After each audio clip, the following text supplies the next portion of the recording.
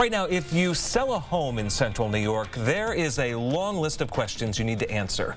Are there lead pipes? Is there asbestos and more? But you aren't required to tell the seller if there was ever an active meth lab at the house. CBS 5's Samantha German is with the Live Eye in East Syracuse tonight with new information on the possibility that this may become a disclosure.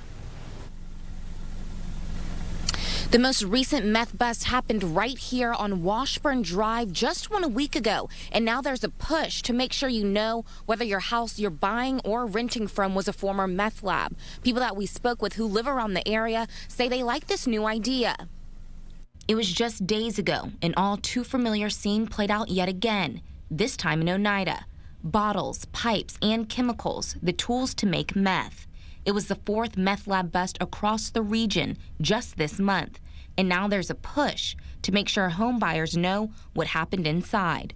I think that's a great idea, especially considering the house right next door just sold. I mean, those poor people, right after they move in, like, I don't know, having a meth lab next door, that's kind of scary. But what's even more scary is the thought of not knowing who's living next door to you. You don't know who it could be. It could be your next door neighbor. It could be the old lady across the street, like you don't know. Could be absolutely anybody. The federal plan Senator Charles Schumer is pushing would force anyone selling their home to add one more thing to the list of things that must be disclosed in the sale.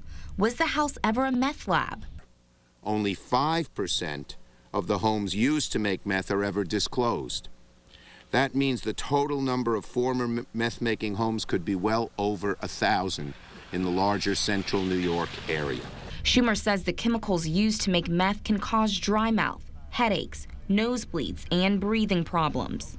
When they burn the pot or dump the pot outside and dump the waste products, which are about 10 to 1 on the product or a little more than that, that's going into the ground. Kids are playing out in the backyard now, are subject to that same kind of contamination. So even if you've ripped up the carpeting and taken down the drapes and painted the walls, it's still all around and those children are still subject to it. Now, if Schumer's plan does get the green light, home buyers and renters will know firsthand exactly what went on inside their new home. Reporting live in East Syracuse, I'm Samantha German.